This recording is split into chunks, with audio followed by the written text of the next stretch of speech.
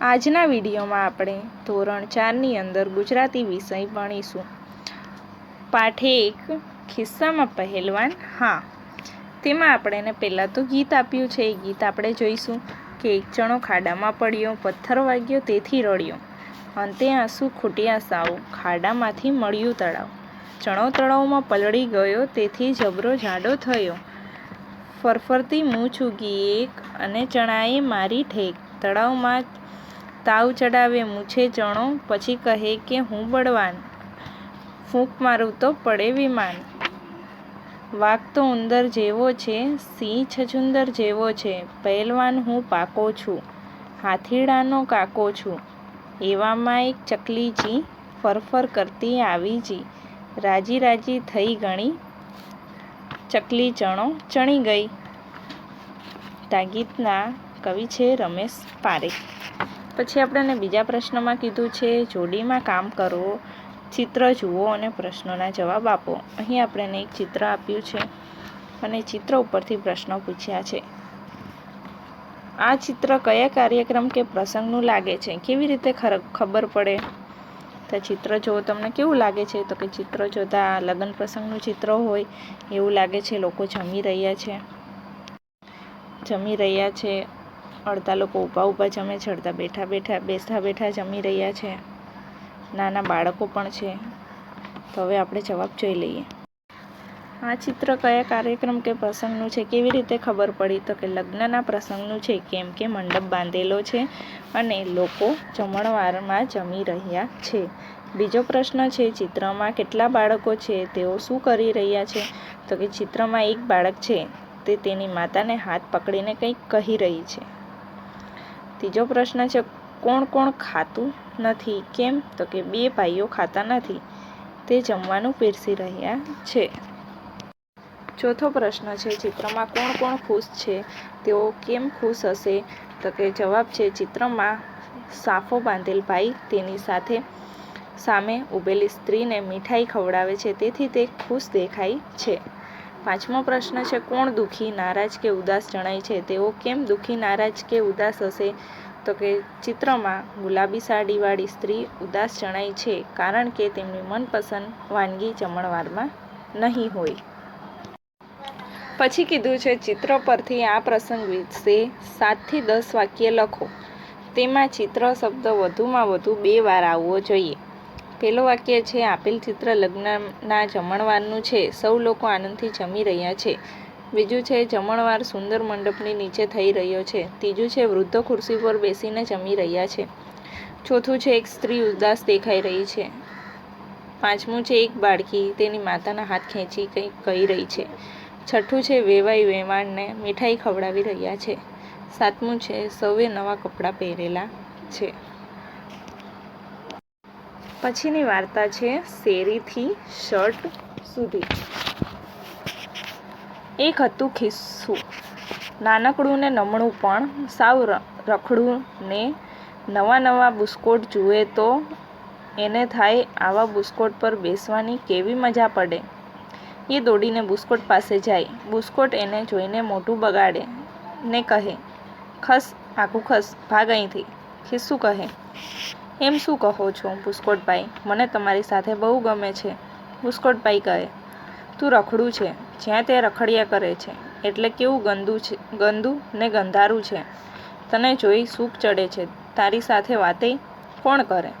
રોજ બુસ્કોટભાઈ એને ગંદુ ને ગંધારું કહે, તેથી તે એક દિવસ ખિસ્સું રડી પડ્યું. એની આંખમાંથી સફરજન જેવડા આંસુના ટીપાં પડવા માંડ્યા. ટપ ટપ ટપ ટપ ટપ ટપ. થોડી વારમાં આંસુનું ખાબોચિયું ભરાઈ ગયું. ખિસ્સું ખાબોચિયામાં પલળી ગયું. એના પર ચોટેલી ધૂળ ધોવાઈ ગઈ. એ ઉજળું ચોખ્ખું થઈ ગયું. ખિસ્સું રડતું બંધ થઈ ગયું. એણે આંખ પટપટાવીને જોયું, એનાથી હસી પડાયું. એ બોલ્યું વાહ, હવે હું રૂપાળું થઈ ગયું. એ તો રોફથી ચાલવા લાગ્યું. પછી ઝગમગ થતા સુરતદાદા આવ્યા. ખિસ્સું સુરતદાદાની લાંબી મૂછો જોઈને બી ગયું. સુરતદાદા હસતા બોલ્યા એ બચુડા, બીસ નહીં, તું તો ભીંજાયેલો છે, આવ મારી પાસે આવ, તને સૂકવી દઉં. એમ કહી સુરતદાદાએ હાથ લંબાવ્યા ખિસ્સું ટપુક દઈને સુરતદાદાના ખોળામાં બેસી ગયું. સુરતદાદાએ ખિસ્સાની ઉપર વહાલથી હાથ ફેરવ્યો ત્યાં એ સુકાઈ ગયું. સુરતદાદા બોલ્યા, કેમ બચુકડા, હવે તું રડીશ નહીં ને? ખિસ્સું ડોકો લાવી બોલ્યું, ના રે સુરતદાદા, હવે હું નહીં રડું. અહીં આપણને ગૃહ કાર્યમાં આપ્યું છે ખિસ્સાને ખોળામાં બેસાડી સુરતદાદા દોરો. તેવું તમારે અહીં ચિત્ર દોરવાનું છે. પછી છે એમ કહી હસતા હસતા બોલ્યું, સુરતદાદા, હવે હું ફાઇન લાગું છું ને? સુરતદાદા કહે, હવે તું વાલું વાલું લાગે છે બચુકડા. પછી સુરતદાદા હસતા હસતા એમનું કામ કરવા લાગી. ચાલતા થયા. ખિસ્સું હરખાતું દરજીભાઈ પાસે ગયું. દરજીભાઈ તો નીરજભાઈના નવા બુસ્કોટ સીવે, નેહાબેનના ફ્રોક, મેક્સી, વનપીસ સીવે. ખિસ્સું હસતા હસતા દરજીભાઈને કહે, દરજી કાકા કેમ છો? મને નીરજભાઈ બહુ ગમે છે. મને તેમના નવા બુસ્કોટ પર બેસાડી દો. દરજીભાઈએ ખિસ્સા સામે જોયું અને બોલ્યા, અરે એ શું છે નીરજભાઈ, બુસ્કોટ પર તો હું નવું ને સરસ ખિસ્સું ચોંટાડવાનો છું. તું કરચલી વાળું છે, મારે તારું કામ નથી, ભાગ અહીંથી. દરજીભાઈએ ખિસ્સાને દુકાનમાંથી હાંકી કાઢ્યું. ખિસ્સું રડી પડ્યું. રડતા ચાલ્યું. રસ્તામાં ધોબીની દુકાન આવી. ધોબીભાઈ દુકાનેમાં નિરાંતે સૂતા હતા. રડવાનો અવાજ સાંભળીને તે જાગી ગયા. જુએ તો ખિસ્સું ઊભું રડે છે. તેના આંસુથી તો ધોબીભાઈના કપડાં ભીના થઈ ગયા હતા. ધોબીભાઈ તો ખિસ્સાની ઉપર ખીજાઈ ગયા અને બોલ્યા, બચુડિયા, ભાગ અહીંથી, મારા કપડાં બગાડી નાખ્યા. આટલું બધું રડે છે કેમ? તને કોણ વઢ્યું? ખિસ્સું રડતા બોલ્યું, મને કરચલી પડી છે ને એટલે દરજી કાકા નીરજ કાકાના બુસ્કોટ પર ચોડતા નથી એટલે મને રડવું આવે છે. ધોબીભાઈ કહે, એમ વાત છે, અહીં આવ, તારી કરચલી ચપટી બગાડતા જ હું છું કરી દઉં. ધોબીભાઈએ ઇસ્ત્રી ગરમ કરીને ખિસ્સા માથે મૂકી દીધી. ખિસ્સું એવું દાજ્યું કે એનાથી ચીસ પડાઈ ગઈ. ધોબીભાઈ કહે, ચૂપ. ધોબીભાઈએ જોરથી ઇસ્ત્રી ફેરવી માંડી. થોડી વારમાં ખિસ્સાની બધી કરચલીઓ ગુમ. ખિસ્સું હસી પડ્યું. કહે, ધોબી કાકા, થેન્ક યુ, તમે તો કમાલ કરી. હું તો એકદમ કડક ફાફડું થઈ ગયું. ધોબીભાઈને આવજો કહી ખિસ્સું દરજીભાઈની દુકાને ગયો. દરજીભાઈને કહે, જુઓ, હવે હું કેવો એકદમ નવું નક્કોર થઈ ગયું ને? મને નીરજભાઈના બુસ્કોટ પર ચોંટાડશો ને? દરજીભાઈ કહે, અરે વાહ, ખરેખર તું તો સરસ લાગે છે. ચલ બેસી જા નીરજભાઈના બુસ્કોટ પર. ખિસ્સું તો હસવા લાગ્યું. ફેરફુદરડી ફરતું બેસી ગયું. તેને નીરજભાઈના બુસ્કોટ પર બેસવાની મજા પડી ગઈ. દરજીભાઈએ સંચો ચલાવ્યો ભર ને ખિસ્સું નીરજભાઈના બુસ્કોટ પર ચોંટી ગયું. સાંજે નીરજભાઈ બુસ્કોટ લેવા આવ્યા. એ પોતાનો નવો બુસ્કોટ લઈ રાજી થઈ ગયા. બચુકડા ખિસ્સા પર હાથ ફેરવીને બોલ્યા, અરે વાહ, કેવું મજાનું ખિસ્સું છે, મને બહુ ગમ્યું. ખિસ્સું હસી પડ્યું. નીરજભાઈ નવો બુસ્કોટ પહેરી બાલ મંદિરે જાય તો તેની સાથે બચુકડું ખિસ્સુય બાલ મંદિરે જાય. નીરજભાઈ રમવા જાય તો ખિસ્સુય રમવા જાય. નીરજભાઈ સૂઈ જાય તો ખિસ્સુય સૂઈ જાય. હવે આવે છે વાતચીત. કે વાર્તામાં તમને ક્યારે દુઃખ થયું, વાર્તામાં તે જગ્યાએ તમે સુરત દોરો. ક્યારે સારું લાગ્યું, વાર્તામાં ત્યાં આ જગ્યાએ છે તે દોરો. પછી છે વાર્તામાં તમને ગમી ગયા હોય તેવા 2 વાક્યો વાંચીને સંભળાવો. તો પેલું છે, બચુકડા ખિસ્સા પર હાથ ફેરવીને બોલ્યા, અરે વાહ, કેવું મજાનું છે, મને બહુ ગમ્યું. ખિસ્સું હસી પડ્યું. બીજું છે, ખિસ્સું રડતું બંધ થયું. એણે આંખ પટપટાવીને જોયું, એનાથી હસી પડાયું. એ બોલ્યું, વાહ, હવે હું રૂપાળું થઈ ગયું. નો સવાલ છે, તમને એક ખિસ્સાવાળું ફ્રોક કે શર્ટ ગમે કે વધારે ખિસ્સાવાળું? કેમ? તો કે મને 2 ખિસ્સાવાળું ફ્રોક ગમે, કેમ કે તે દેખાવમાં મારું સારું લાગે છે અને તેમાં વધારે વસ્તુઓ સમાઈ શકે. પછીનો પ્રશ્ન છે, શર્ટના ખિસ્સામાં શું મૂકી શકાય ને પેન્ટના ખિસ્સામાં શું? તો કે શર્ટના ખિસ્સામાં બોલપેન મૂકી શકાય અને પેન્ટના ખિસ્સામાં પાકીટ તથા હાથ રૂમાલ મૂકી શકાય. પછીનો પ્રશ્ન છે, મોટા માણસો તમારી સાથે કેવી રીતે વાત કરે છે તો તમને ગમે? મોટા માણસો અમારી સાથે લાડ અને પ્યારથી વાત કરે તો અમને ગમે છે. પછીનો પ્રશ્ન છે, મમ્મી પપ્પા અને ઘરના બીજા બધામાં કોના કપડા પર ખિસ્સું નથી હોતું? કેમ? તો કે મમ્મી પપ્પાના કપડા પર ખિસ્સું નથી હોતું. મમ્મીના કપડા પર ખિસ્સું નથી હોતું કેમ કે મમ્મી સાડી અને ડ્રેસ પહેરે છે. આ વાર્તામાં બન્યું એવું ખરેખર તો બનતું જ નથી, તો પણ મજા કેમ આવે છે? આ વાર્તામાં ખિસ્સું શરૂઆતમાં ખૂબ જ ઉદાસ અને રડતું હોય છે, પણ તે દરજી કાકા અને ધોબીભાઈની મદદથી અંતમાં ખૂબ જ ખુશ અને હસતું હોય છે. આ વાર્તા સાંભળીને અમે પણ હસી પડ્યા. આગળનો પ્રશ્ન છે, વાક્ય સાચું હોય તો બોલો ફાફડું અને વાક્ય ખોટું હોય તો બોલો ગપલું. ખિસ્સું રડતું હતું તેથી ચકાચક ચોખ્ખું થઈ ગયું તો કે ગપલું. એ વાક્ય ખોટું છે. પછી છે, ખિસ્સાની આંખમાંથી સફરજન જેવડા આંસુ ટપક્યા તો એ સાચું છે, એમાં આવશે ફાફડું. પોતાના આંસુથી ધોવાઈને ખિસ્સું સાફ થઈ ગયું તો એમાં આવશે ફાફડું. સુરત દાદાએ ખિસ્સા સામે ગુસ્સાથી વાત કરી તો એમાં આવશે ગપલું. સુરત દાદાની ગરમીથી દજાઈ જતા ખિસ્સાથી ચીસ પડાઈ ગઈ, એમાં આવશે ગપલું. દરજી કાકાએ કરચલીવાળા ખિસ્સાને કાઢી મૂક્યું, એમાં આવશે ગપલું. ધોબીભાઈએ ઇસ્ત્રી ફેરવી ખિસ્સાને કડક બનાવી દીધું, એમાં આવશે ફાફડું. આગળનો 6થો પ્રશ્ન છે, આવું કોણ બોલી શકે? ખાલી જગ્યા, અરે વાહ, આવું મજાનું ખિસ્સું તો મને બહુ ગમે. તો એ વાક્ય નીરજભાઈ બોલે છે. આવ દીકરા, બીસ નહીં. આ વાક્ય સુરત દાદા બોલે છે. ઓય બચ્ચું, ચલ ભાગ અહીંથી. આ વાક્ય ધોબી કાકા બોલે. ઓ માં, બહુ ગરમ લાગે. આ વાક્ય ખિસ્સું બોલે. ઓય ખિસ્સા, આવી જા, બેસાડું તને નવા કપડા પર. દરજીભાઈ બોલે. 7મો પ્રશ્ન છે, ખિસ્સું આવું કોને કહે છે? તો કે ગમે તે કરવું પડે પણ એક દિવસ તો તમારી ઉપર બેસી જ જઈશ. બુસ્કોટભાઈને કહે છે. સોરી, મારા લીધે તમે બધા પલળી ગયા. ધોબીભાઈ બોલે. ધોબીને કહે છે, મને તમે અને તમારા કપડાં ખૂબ ગમે. નીરજભાઈને કહે છે, તમે દેખાવ છો ગુસ્સાવાળા પણ છો વાલથી ભરેલા. સુરત દાદાને કહે છે, કોઈ મને પાસે નથી રાખતું એટલે મને દુઃખ થાય છે. દરજી કાકાને કહે છે. 9મો પ્રશ્ન છે, વાર્તાને ક્રમમાં ગોઠવો. તો એ વાર્તાના ક્રમમાં ગોઠવવાનું છે.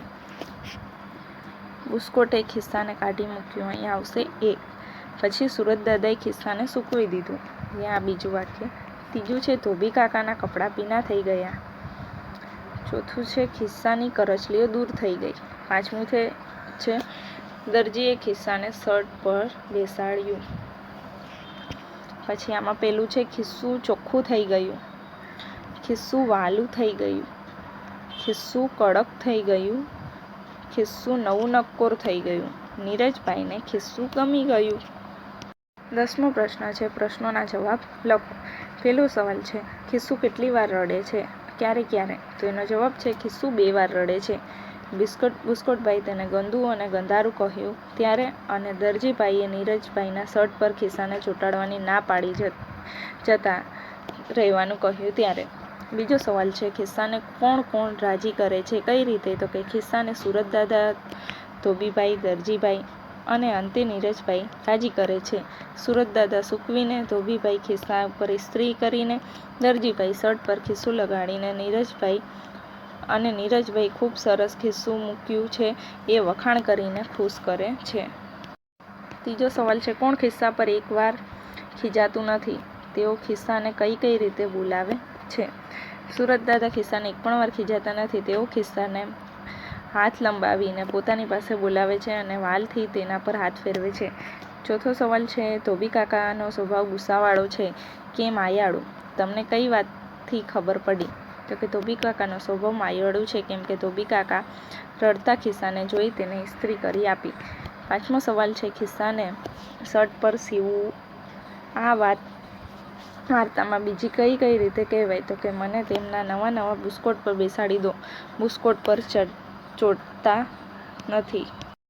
છઠ્ઠો સવાલ છે, ખિસ્સુ ફેરફૂદરડી શા માટે ફરે છે? તો કે જ્યારે ખિસ્સુ નવું નક્કોર થઈ દરજીભાઈ પાસે જાય છે ત્યારે દરજીભાઈ કહે છે કે અરે વાહ, ખરેખર તું તો સરસ લાગે છે, ચાલ બેસી જા નીરજભાઈના બુસ્કોટ પર. એ સાંભળીને ખિસ્સુ તો હસવા લાગ્યું અને ફેરફૂદરડી ફરતું ફરતું બેસી ગયું.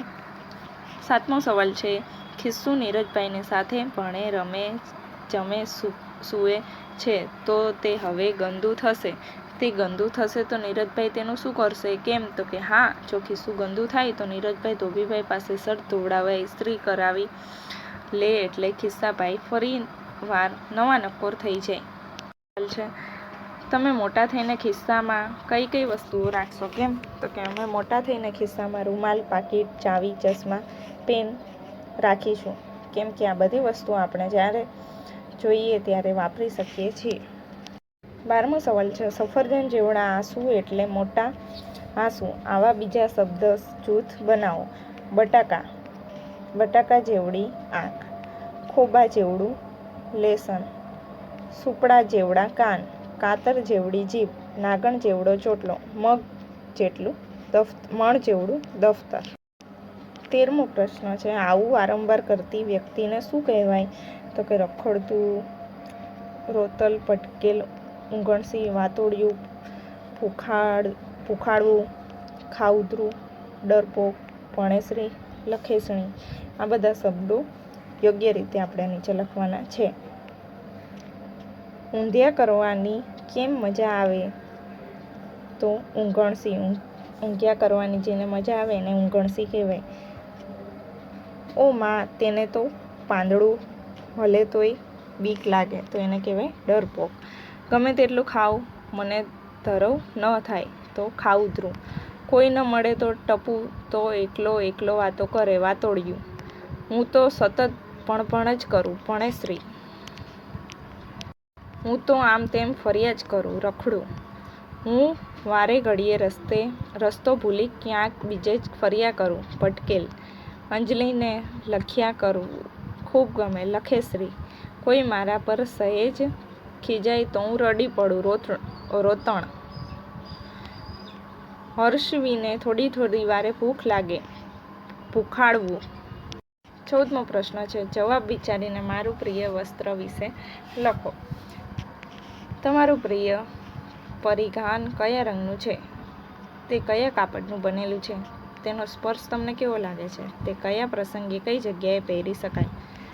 તેને પહેરવામાં, ધોવામાં કોઈ ખાસ કાળજી રાખવી પડે છે? કઈ? તે તમને કેમ ગમે છે? તો હવે મારું પ્રિય વસ્ત્ર વિશે લખવાનું છે. મારું પ્રિય વસ્ત્ર ગુલાબી રંગનું છે. કપડાની પસંદગીમાં મારી જો પસંદગી હોય તો ફ્રોક અને ટી-શર્ટ છે. જાતના અને ભાતના ટી-શર્ટ. મને સૌથી વધારે ગુલાબી રંગનું ટી-શર્ટ ગમે છે અને સાથે જ જેમાં રંગબેરંગી પતંગિયા હોય તેવું ફ્રોક ગમે. ટી-શર્ટ સુતરાઉ કાપડનું બનેલું હોય તથા ફ્રોક શિફોન કાપડનું છે. તેનો સ્પર્શ મને સુંવાળો લાગે છે. તે બધા જ પ્રસંગે ગમે ત્યાં પહેરી શકાય. હા, તેને ધોતી વખતે બહુ ઘસાય નહીં. તેને તડકામાં સૂકવવા જોઈએ નહીં.